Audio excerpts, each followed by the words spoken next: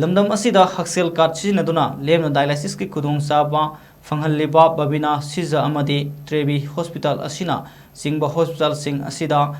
चटनद्रबदी dialysis patient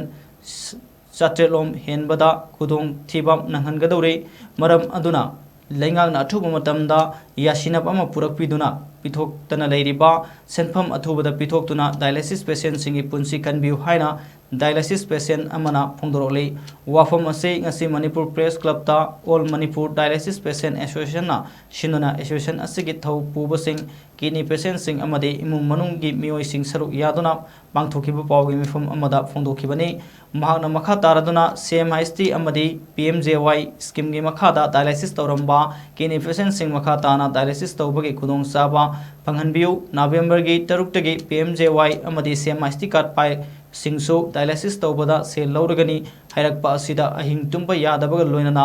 मखोय dialysis तौद्रबदी सीदगनी हाइबा वखलसिना नुंगाइतबा अमदी अकीबा फाहोल हाइखि अमदी CMIST अमसुंग PMJY इम्प्लीमेंट तौबा मणिपुरदा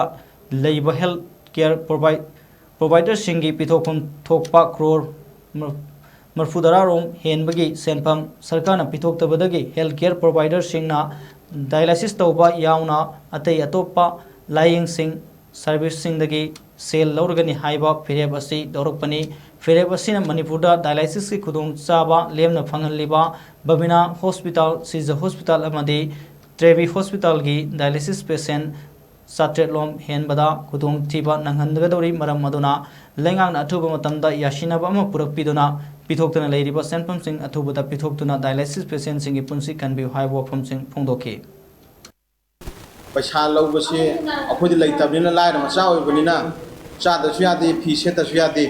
अदुना अखोइद अवाबद मयाम पीबा डायलिसिस लोरकांदा